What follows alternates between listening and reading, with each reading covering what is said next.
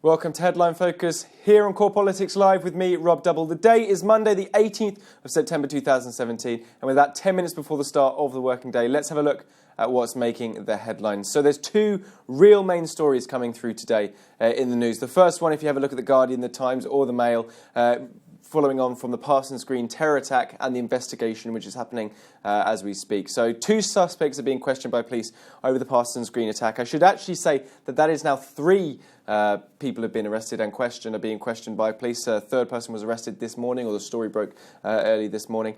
Amber Rudd, the Home Secretary, claims good progress has been made in the investigation to find out who was responsible for the Parsons Green attack. The Times reporting that the tube attack suspect was arrested because he was wearing a distinctive red hat that matched CCTV footage from the crime scene. You can probably see on many of the papers the red hat, picture of someone with a red hat is leading on the front pages in terms of pictures. The Eye, and to be honest, a lot of the newspapers as well, are also covering the very sad story of the foster family who was looking after the main suspect of this bombing, the man arrested at Dover on Friday.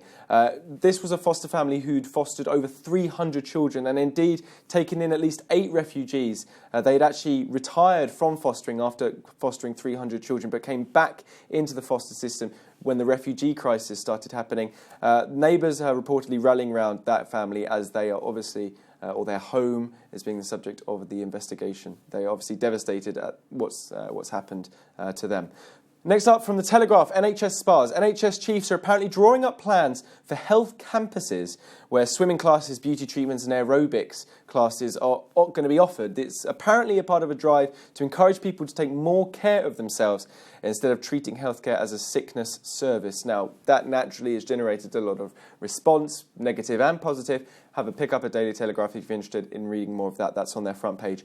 Let's look in focus then at the main political story going on today. Now, this is to do with Boris Johnson, his Brexit article and the £350 million for the NHS. Yes, it's come back from the referendum campaign.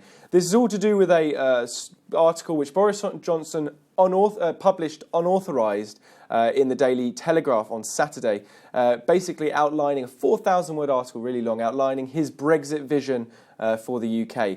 Now, the Times are reporting that Boris Johnson, through doing this, has caused himself to be politically isolated. Michael Gove has refused to support the intervention. He's, of course, one of the prominent Brexit campaigners during the referendum. He's been called backseat driving by Amber Rudd, the Home Secretary, yesterday.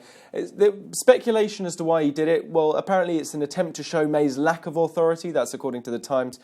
Just to say what he did say in the article, he basically outlined his vision about paying no more than £10 billion in a divorce bill to the EU for Brexit, and also a transition period of no longer than 1 year, about 6 months to 1 year, which is massively different from what's being rumoured as the agreement between Philip Hammond and David Davis and the Prime Minister for about a £30 billion divorce bill and a transition period of up to 2 years.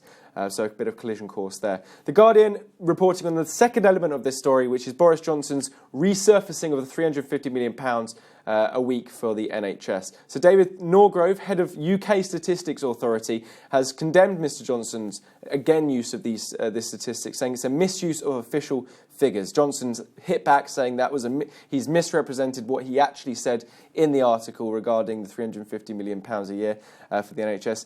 Should just say, taking into account the rebate we get from the European Union in regards to our contributions, we pay about £276 million a week to the NHS, according to the BBC. Just a bit of a fact for you there. Let's just have a look at one more story which comes from the Financial Times, the FT. Bangladesh is restricting the movement of Rohingya Muslims as they're struggling to cope with the refugee crisis as a result of what's going on in Myanmar. Now, the Bangladesh police are saying that more than 400,000 refugees have arrived in the last 3 weeks into the country, so a massive influx of people. This is due to the Myanmar security forces cracking down on Rohingya Muslims owing to basically a bit of a security threat and an attack from a certain element of the Rohingya Muslim population a few weeks ago. The UN has called it, however, from the government and the security forces, a textbook case of ethnic cleansing. That story obviously will continue to develop in the next day and indeed weeks. That's it for today. You're up to date. Don't forget you can find more information on everything we're doing here on Core Politics on our Facebook page and on Twitter. But from me, Rob Double, and all the team here at Core Politics, have a fantastic start of your week.